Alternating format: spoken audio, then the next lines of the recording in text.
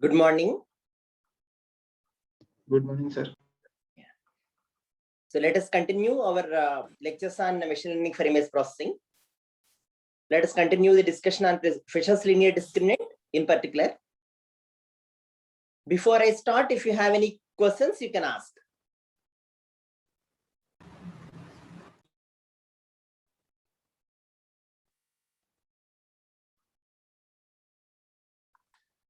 Okay, so what's the main difference between the principal component analysis that we have already discussed and the Fisher's linear discriminant that we are discussing now? So I need a quick answer to proceed.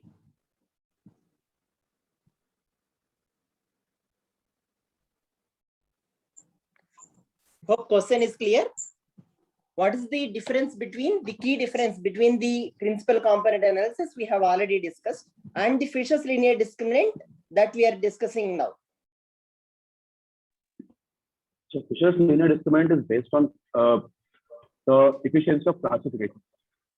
Okay, fine. So the objective in Fisher's linear discriminant is to perform classification after projection, okay, onto one dimension. Right, so the objective function itself is tailored or designed for better classification in one dimension after projection. Fine, good. Whereas the principal component analysis aims for what? What is the objective of principal component analysis then? You have minimum reconstruction error. Yeah, it's minimum reconstruction error. If you are reconstructing the samples irrespective of class 1, class 2, and so on. Okay, so if you want to optimally represent the samples in projected space or projected direction, then to have a minimum reconstruction error, what is the direction in which we should project? That's what being investigated or conveyed, like guided by principal component analysis. And whereas the Fisher linear discriminant is mainly looking at high interclass variance. Between the two classes, we should have more variance, okay, after projections, and low intra-class variance. Okay, so whatever we have designed in the first, like the first term of the cost function, this gives high interclass variance. Right, interclass variance means between two classes, the variance has to be as high as possible. Okay, after projection. Right, is this clear?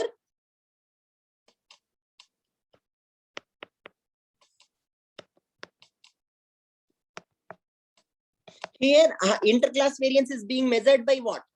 The difference in means or the distance between the means. Whereas here it is low within class variance or intra-class variance.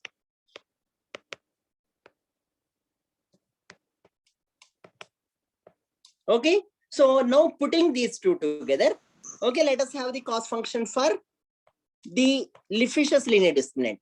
We want to have M1 tilde minus M2 tilde, the distance between the means as high as possible, and the variances, okay, we are not using squares, the variances as low as possible. Okay, the sum of the variances within class, this is within class variance, total within class variance as low as possible. And this is the objective function for Fisher linear discriminant. And what we have to do with this objective function has to be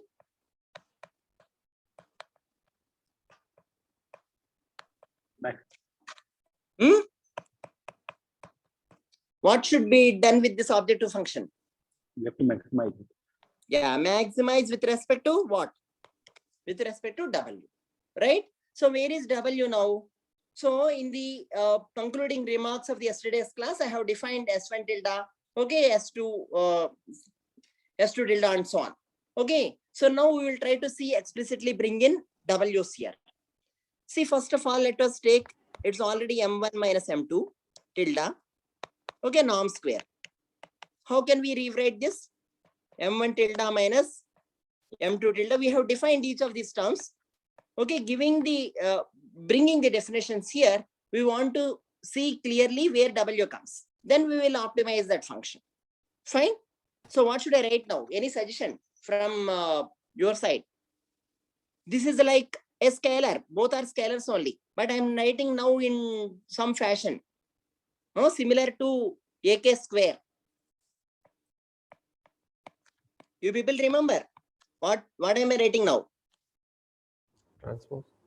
Yeah, transpose. Okay, so where can I put transpose? In fact, I can put in either way. Okay, so I will see what I wish to get is W is what with respect to what I want to maximize. Okay, so I will put the transpose here. Okay, so I will tell the advantage of this. So if we now expand, what is this M1 minus M2, M1 tilde is equal to double transpose M1. Okay, and this imply M1 tilde minus M2 tilde is equal to what? Double transpose into M1 minus M2. Please note each of these are vectors. Okay, W is what dimensional vector? And M1 minus M2 or what are these dimensions of this? Can some of you quickly tell? D cross 1. Very good. This is D cross 1 and W transpose will be 1 cross D. Right? So it's transpose I have written 1 cross D. Okay, essentially this tilde is a scalar. Right? So now I am just writing this W transpose into M1 minus M2 into what I'm writing here, M1 minus M2 transpose into W. Okay, fine. So I have rewritten the numerator like this. See, this, do you see any resemblance of this with the previous things that you have seen? Does this look similar to some matrix that you have seen before? Is this a matrix or not, first of all?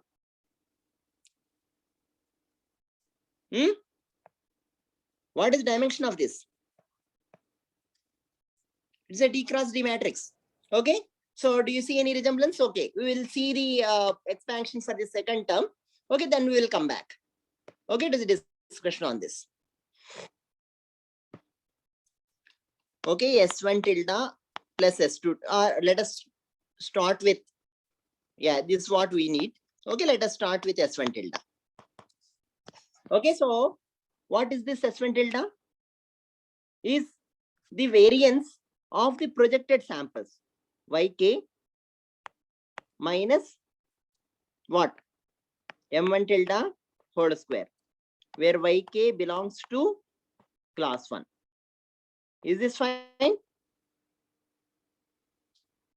So how do I write this? See, I am leaving the 1 by n. Okay, so if we can put the 1 by n if we really want to bring in covariance matrix. Okay, 1 by n1, 1 by n2. Okay, and just for time being, I'm leaving them. Okay, so I'm putting the scatter matrices, but I think we can put in that way also. Okay, so now these are all scalars or not? Yk minus M1 tilde square and so on. Yes.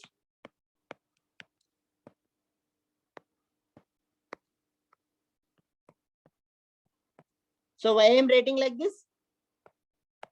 So I need quick answers. I can't keep waiting for you your answers in the class. Why I am writing like this? Huh? No answer at all. Why I am writing like this?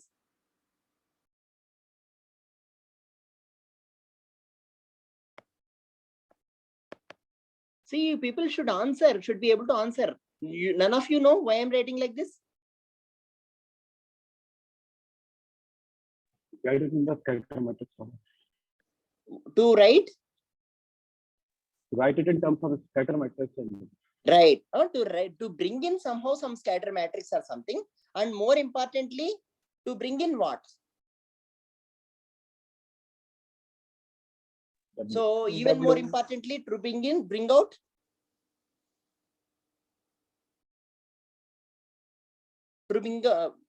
what should I bring out? See, with what should I optimize this function? W. W. Where is W here in the denominator? Is there a W in the denominator? No, sir. It's there or not there?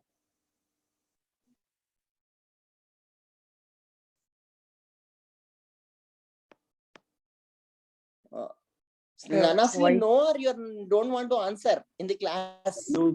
W transpose into X. Yeah. So if we don't have explicitly W here, we want to explicitly bring out W. That's why I'm expanding and writing all this. W transpose into X. K can write. Okay, Kth sample minus. Okay, this is Yk. Similarly, I have here with me. Okay, M1 tilde anyway, as you know. W transpose into M1. Okay, I want to bring out explicitly W. Then I want to do separate the, say, show that there is a W in the numerator as well as in the denominator. Once I have W's here, then I will optimize with respect to W. Now, is that make sense or not? Yes, sir. Yes, sir. Yeah, xk minus M1 into xk minus, see, this is the other term. Just I'm using directly substituting now. M1 transpose into W transpose. Sorry, into W. Okay. So this is what I have after substituting these things. Okay, whichever like explicitly in terms of W. Now this S1 tilde, okay, is equal to W transpose into. Now see, I have substituted xk here, so I will write xk belong to W1. Okay, xk minus m. I am writing superscript or subscript for the samples. Okay, based on the context, hope you people now will be able to understand. Into W. And what is this? What is this now? S1. S1. Scatter matrix of class 1 samples. Okay. And now this explicitly is equal to W transpose S1 W. Okay. So now I can write directly S1 tilde plus S2 tilde here. Okay. How do I write it? Okay. This essentially is equal to W transpose into S1 into W plus, what is this? W transpose S2 into W, scatter matrix of class 2. So this W transpose I can take out, S1 plus S2 into W. Fine. And what is this now? S1 plus SW. I will write this as SW. Okay. This is within class scatter matrix. Okay. So I will define this as, okay, within class scatter matrix.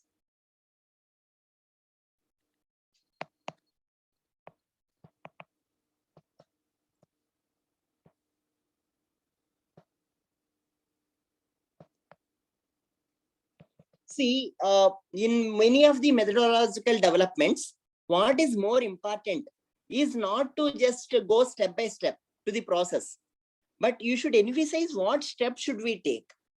Okay, so then you can design the algorithms or you can come up with better solutions. Okay, in many of the areas, not just in this particular area. Okay, so you here see Fisher, for example, when he proposed this method, his view is to maximize the intra-class variance.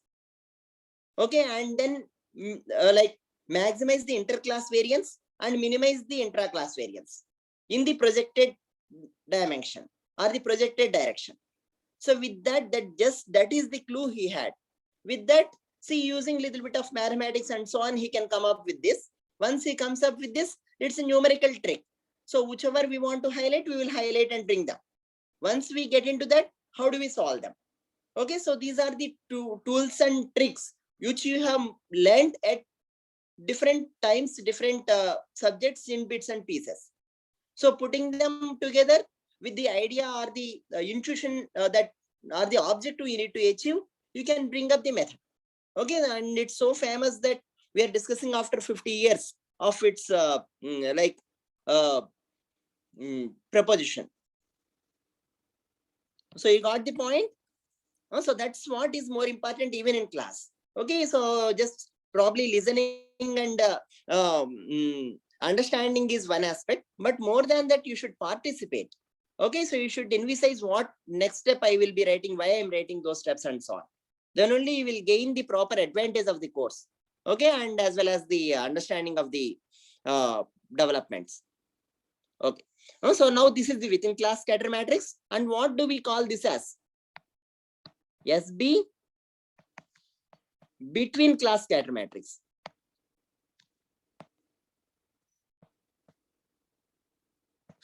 Okay, so this identity signifies the between class scatter because it is showing in between the means what is the scatter.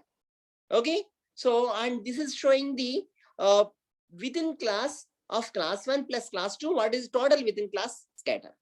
Okay, so given these two now, we will frame the final cost function here, which is equal to W transpose S B into W by W transpose S W W. Okay, this is the cost function. Now we want to maximize this with respect to W. So do you know any maximization method for this with respect to W? What should we do if I want to maximize with respect to W? Any suggestions? We differentiate with respect to W. Yeah, we can differentiate and then equate to 0. Fine, that's a good suggestion. So objective function for us is W transpose S what BW by W transpose SWW. Okay, see, but it is in fractional form and differentiating it is not very easy. Okay, so so there is a slightly different cost function that we can frame. Okay, so through some of the techniques, they can directly do it on this, but we would like to bring in an equivalent approximate cost function for this. See, we can also write, okay, so see what we are doing, essentially what we are doing, we want to maximize this, okay, and we want to minimize this in some sense. So this can be written, this is in numerator, this is the denominator. Even if I write like this, is there any subtle difference in the objective that I'm achieving? See, if I maximize now with respect to W, what am I doing? I am maximizing the first term, maximizing with respect to W. This second term with negative sign, if I see, I am minimizing. Yes or no? So instead of writing in the denominator, okay, to effectively mimic and easily achieve my objective or differentiation, I can also write with negative sign. Is this fine or not? Yes. Yes, sir. Now what I do? Now I can apply my tricks. Okay. So I request you people to quickly differentiate and give me some answer here. So I wish to have some answer for, okay, differentiation. We just want to see the differentiation, whether you people are following the differentiation or not. So I just want to put dou O by dou W and then equate to 0 later. So what's the answer? First term, differentiation with respect to W. Please note W is a vector.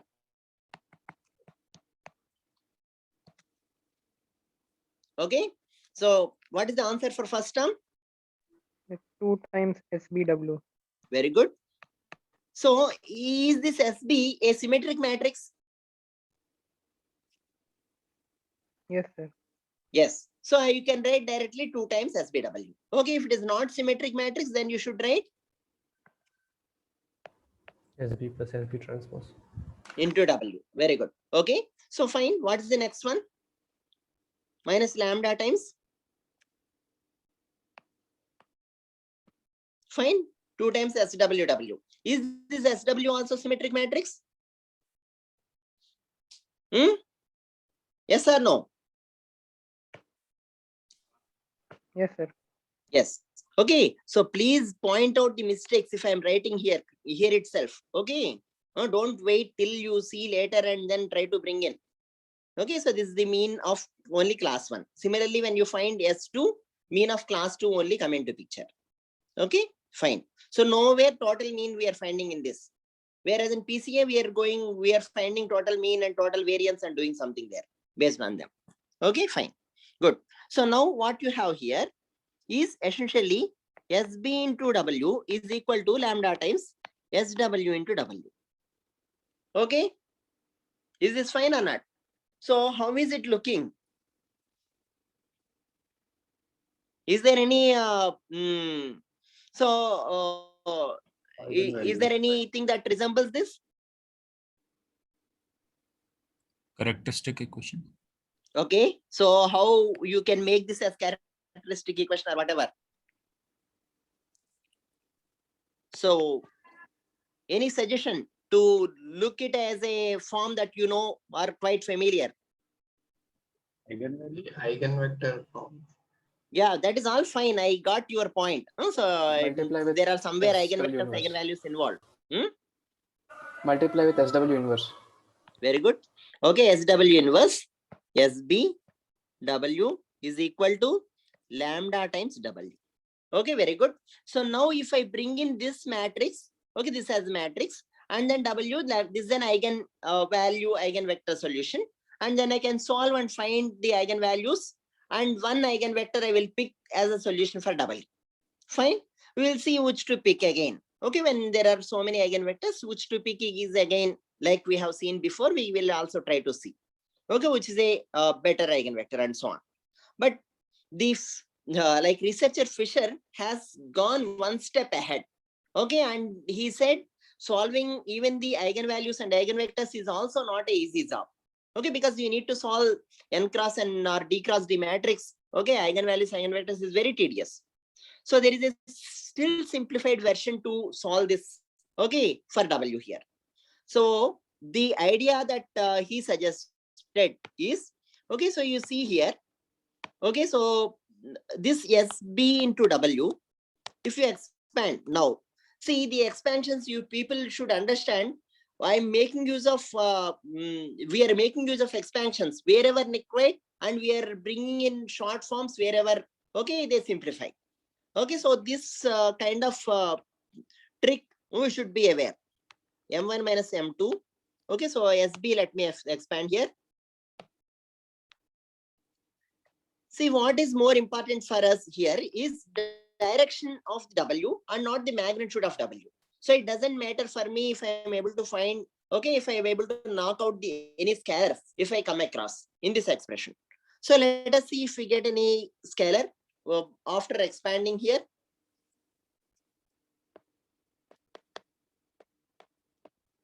So this is what is SB, right? Into W. So you see any scalar here in this expression? Do you see any scalar here? Yes or no? None of you are able to see any scalar here?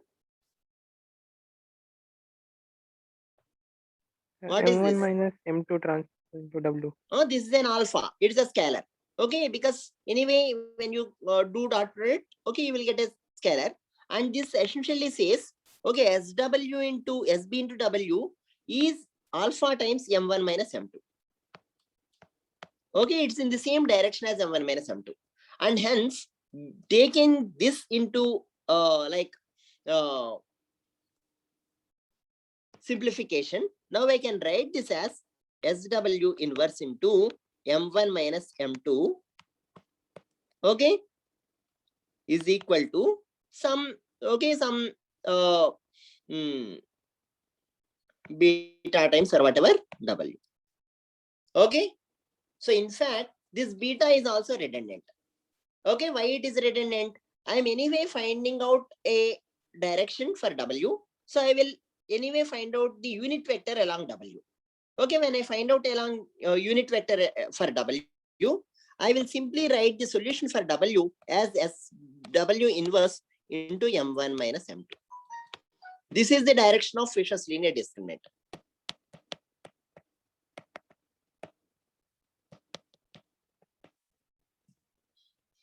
Okay, and I will just conclude here. Is this clear? Yes, sir. Yeah. So to solve for obtaining the direction of Fisher linear discriminant, what you need to do is just simply construct the within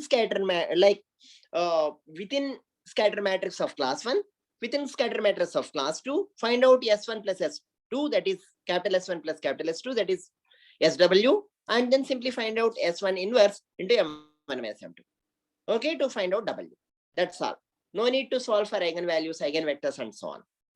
Okay, and this may or may not be unit vector. So if you want to find out wish to make it as unit vector, you can just divide by its norm. That's all. Okay. So this is the direction suggested by Fisher's linear discriminant. Is this clear? So now what it happens is, if you solve like this, okay, so you will automatically get into, if the samples are like this, okay, this is the direction being suggested by Fisher linear discriminant. Okay, because it minimizes the intra-class variance, maximizes the inter-class variance. Similarly, it automatically suggests this. Okay, this W. Okay, so this is what is being suggested. See, this is the W that it suggests. If you project onto the samples, you will get like this. But the separating line, okay, if you want to obtain using this, what will be the separating line? This will be the separating line for the samples. You people see, the separating line is like this. Okay, this is the separating line. If I ask you to, if this is W, if I ask you to write the expression for, or the equation for separating line, okay, can one of you tell how should I express this? What will be the equation for separating line?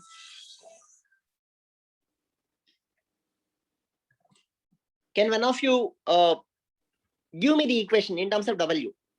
Okay, and the samples X.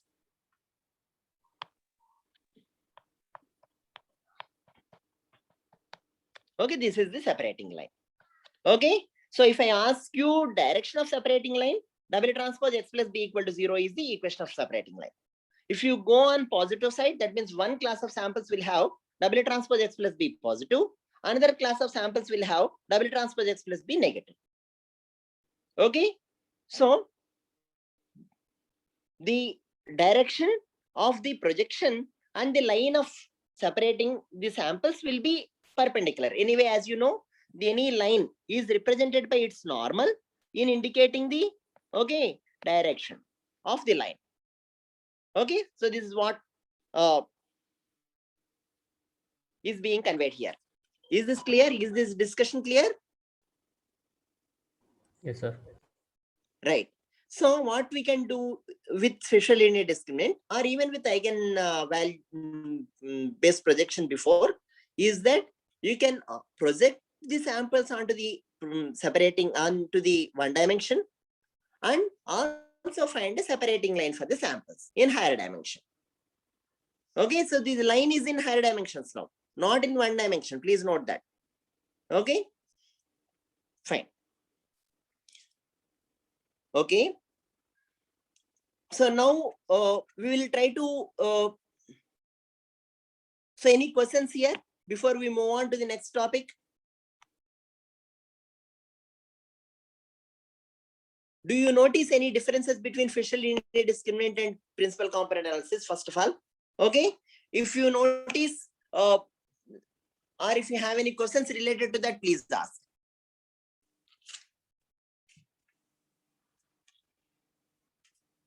Yeah, I need quick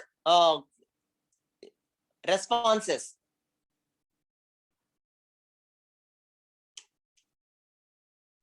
So this Fisher's linear classification is in one dimension only, no? Right. So you are classifying the samples, in sense you are finding the decision boundary in one dimension. That is true. But after finding decision in one dimension, okay, so given the direction of Fisher linear discriminant, okay, you will also be able to put a decision boundary in higher dimension. Okay, as I have just shown now. See, one thing that you may observe is, see here I made very nice scenarios where projecting onto the one dimension has nicely separated the samples. Do you think always this is the case? Samples get separated nicely after projecting onto the one dimension? Yes or no? No, sir. Yeah, may or may not be separated. So in that case, you will not be able to find out the decision boundary, and even in the projections, they will not be okay linearly separable. Okay, if the samples are like this, okay, so we can make any different like scenarios. So if the samples are like this, you project onto any direction, okay, you can't any one direction, okay, you can't separate the samples. Okay, so if you want to separate the samples in 2 dimensions, there is a possibility you can make a decision boundary of this sort, right or not? Okay, so this is these samples are not separable in 1 dimension but separable in 2 dimensions. Okay, when you consider 2 features, you can easily demarcate the class 1 and class 2 samples, whereas if you project the samples, you will not be able to do it. Fine. Yeah. So any other questions or discussion needed here?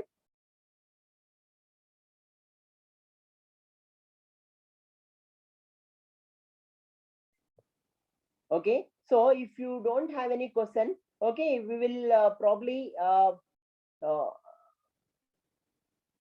discuss. I will give you a mathematical example, okay, to solve and see how the Fisher linear discriminant and the PCA and the FLD differ or will can be computed.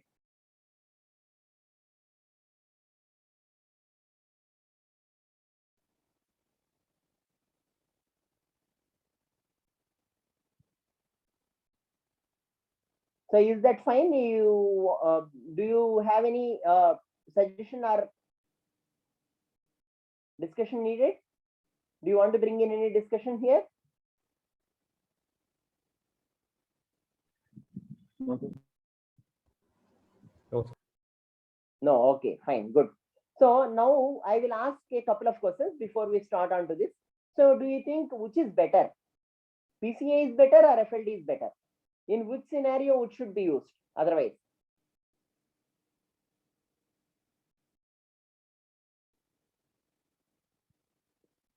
In other words, what are the salient points of PCA and what are the effective advantages of FLD? Quick answer. PCA focuses on minimizing the projection error. That's fine. That's conceptually we got the point. Then PCA gives us the freedom to project on as many dimensions as we want. right. Okay, but Huh? but Fisher's linear discriminant doesn't give us that freedom. On the other hand, Right. PCA doesn't give us the freedom to ensure that there's the direction of projection is coherent with the direction of classification. But while Right. Fisher linear discriminant gives us that freedom to project in the direction which is most easiest to classify. Okay, fine, good. So this gives the freedom to project onto as many dimensions. Okay, more dimensions, more than 1 dimension. Okay, so this whereas this will the basic algorithm of FLD enables only projection onto one direction. However, there are some like subsequent algorithms which will enable us to project onto more dimensions even in FLD, but still they are So, limited. So regarding that, it's till the point when we had an equation where we are going to find eigenvalues and eigenvectors. If we stop the Fisher linear discriminant algorithm there and find the eigenvalues at that point of time, I think we can project in as many dimensions as we want. Right? Okay, fine, good. See, fine. Okay, I am not very sure on it. The problem here is, see, we have a dual objective function, and this SB inverse minus SW is in some sense, probably I think if we substitute this as maximizing, okay, for W, then I think it will maximize this, the first term. So I'm not very sure on that. So probably I think because this is not directly the same expression as the first term. Here like if we substitute the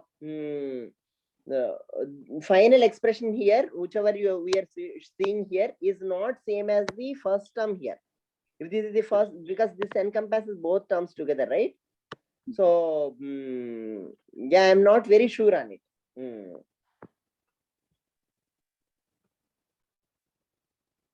Right. So fine, I think let's move on now. So I will give you a small problem here. So let's take samples in class 1 be exactly similar to what we had earlier.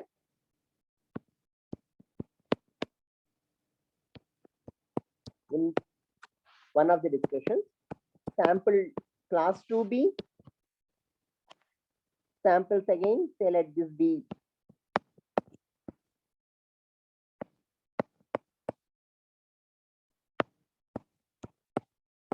like this.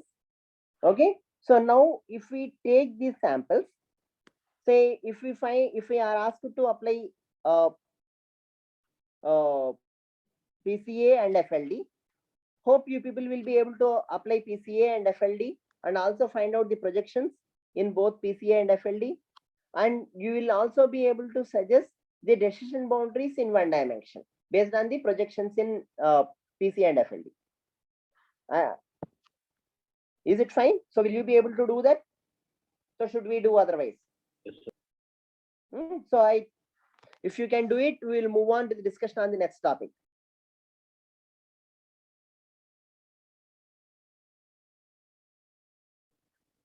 I hope since it's not too difficult, so I suggest you people to do it. Okay, so what essentially you should do is you should find for PCA. Okay, for PCA, find out the scatter matrix, overall scatter matrix. Okay, anyway, after finding the mean vector, and then find the eigenvalues. Okay, and then project onto the eigenvalues.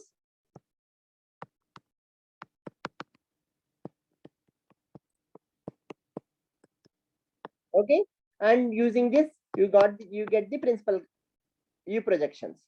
See here, you have the provision to project onto one dimension because this vector itself is in 2 dimension. Okay, we project onto 1 dimension to find out.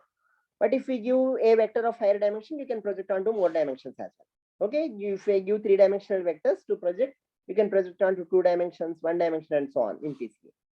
In FLD, you find out the scatter matrix of class 1, class 2. Okay, and then subsequently find out the between class scatter matrix. Okay, and then find out the direction of FLD, that is equal to SW inverse of M1 minus M2. Okay, and then subsequently, how do I get the projections in FLD? Where are the projections in FLD? How do I get the projections in FLD?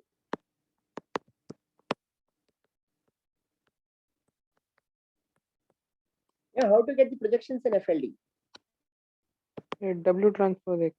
That's all. W transpose X. Here we are not making use of mean. Okay, directly projecting onto the direction where which is suggested by W. Okay, because this here we are finding out the overall scatter matrix. Okay, we are taking off the mean into account for the projections as well. Okay, and then you got YK here. This YK is only 1 dimension. Okay, and here if I ask you to apply decision like classification on the projected data, then what you should do, instead of applying, if you are asked to apply the direct classification here, okay, so even if you model class 1, class 2 likelihoods as in Bayesian classification as Gaussians, okay, you have a 2-dimensional Gaussian density for the likelihood of class 1. Similarly, 2-dimensional Gaussian density for the likelihood of class 2. Okay, but whereas here, if I ask you to make use of the projections, then what?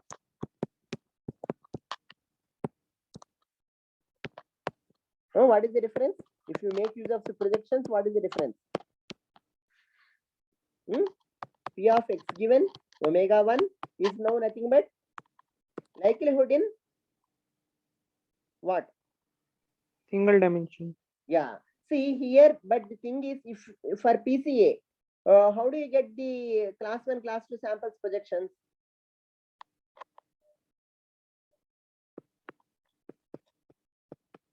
See, I need all class 1, class 2 samples, right? To calculate mu1 sigma 1 square. Okay, similarly mu2 sigma 2 square.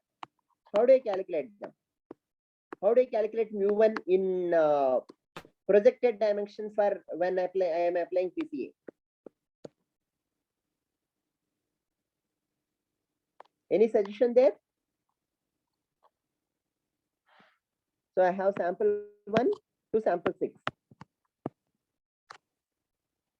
Okay, given these samples, how do I get the projections? And how do I get mu1 sigma 1 square, mu2 sigma 2 square, and so on? Same is the case even in FLD. How do I get? Yeah, quick answer. I think things are here.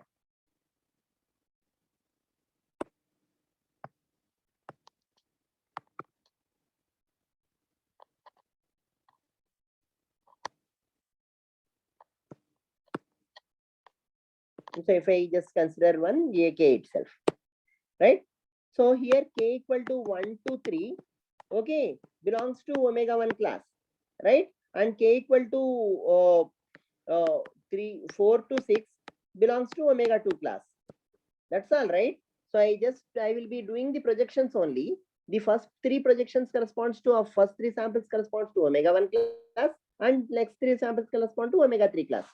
So to compute mu1, okay, or sigma 1 square, I will be using the samples, okay, mu1 comma sigma 1 square can be computed, okay, using the samples, what are computed from which samples or which projections?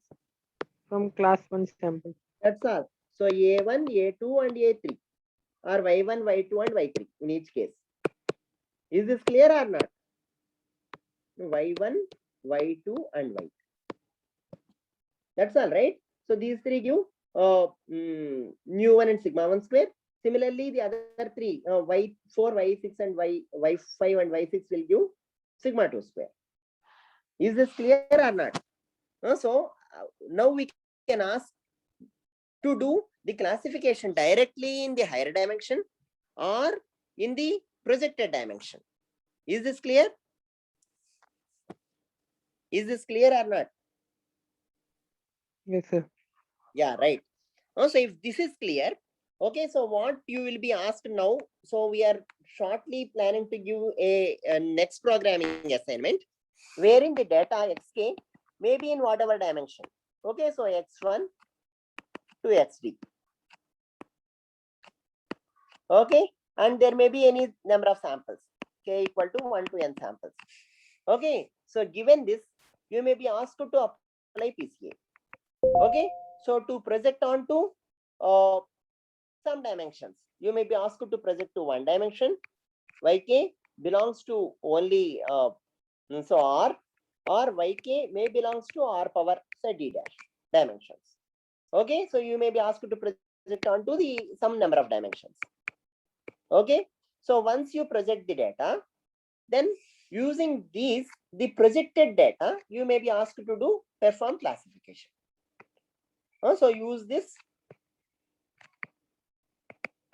for even more C class classification.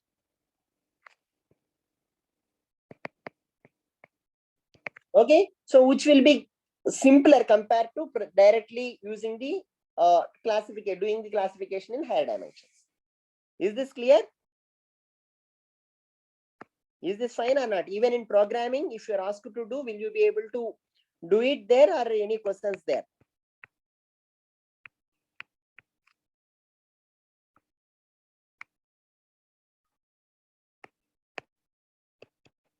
Is this clear or not?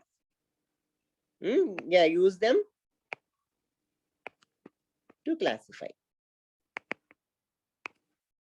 Okay, so from here, you will bring directly to one dimension, and then you can use them for classification.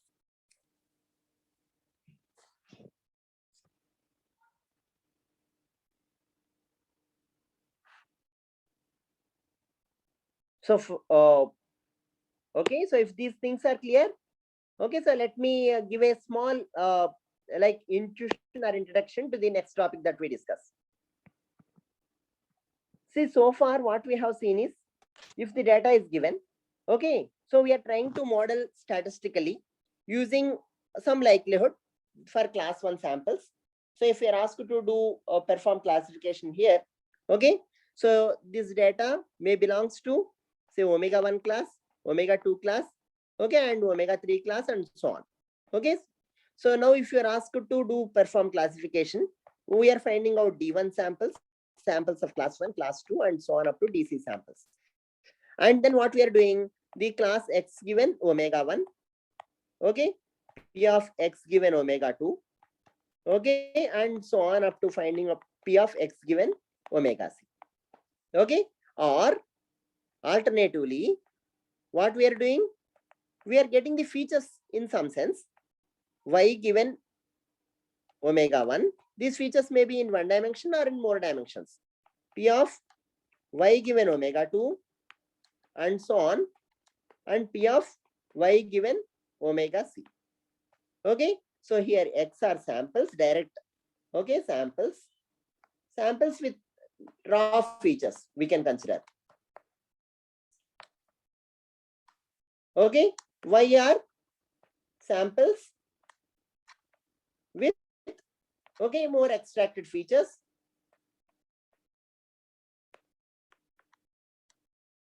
Or reduced features. Okay, so in both cases, however, we are finding out the class likelihoods. We are finding out class likelihoods using them, okay, for classification.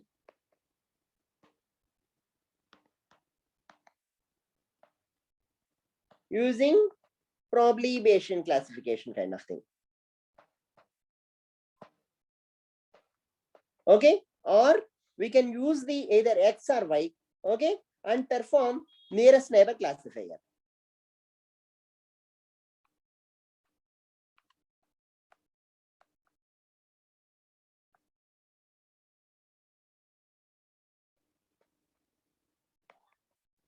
Okay, use either the samples or features and perform nearest neighbor classification. So these two are the things that you know now. Okay, either if the samples are given, find out the features by dimensional reduction or feature extraction in image processing, as in we have discussed in some of the image processing tasks, and apply either the Bayesian classification or the nearest neighbor classification to perform classification. Okay, so is this summarizes the discussion we had so far or not? Anything else that we have discussed?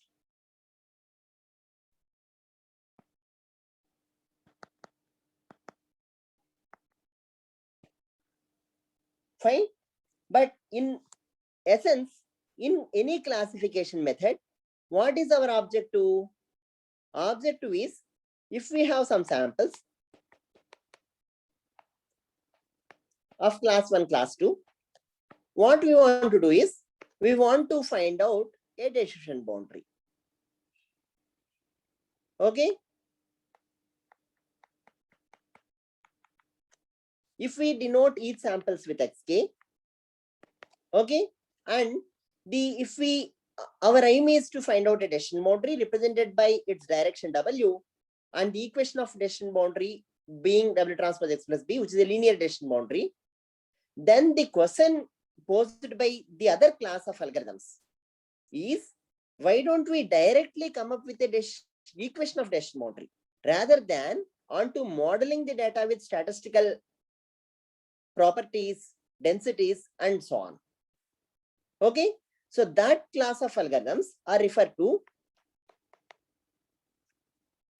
discriminant analysis based classifiers or discriminant function based classifiers.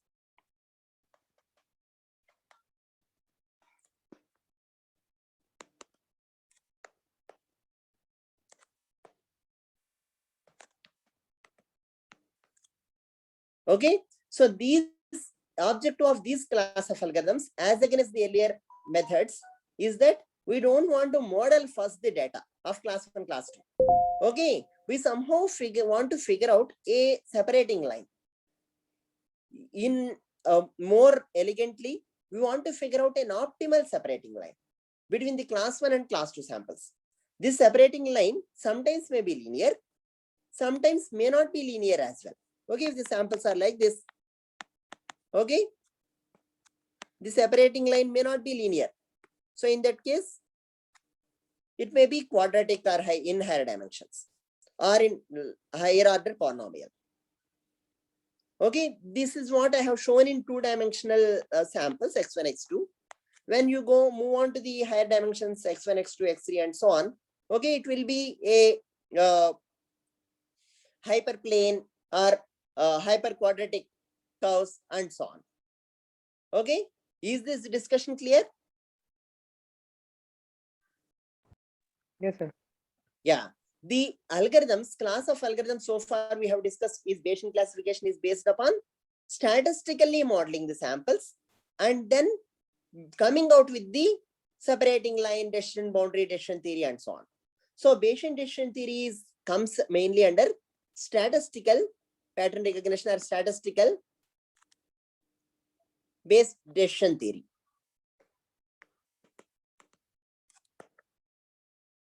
Okay, whereas these comes under, okay, discriminant classifiers, and a good example of this is what?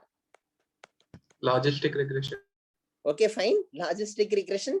Logistic regression, by the way, is a regression technique. We will see the difference between classification and regression shortly.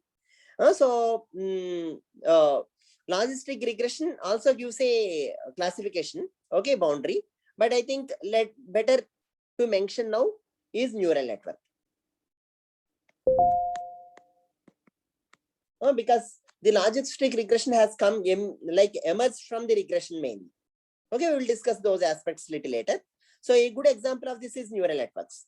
Okay, so these classifiers try to put directly the decision boundary given the data samples.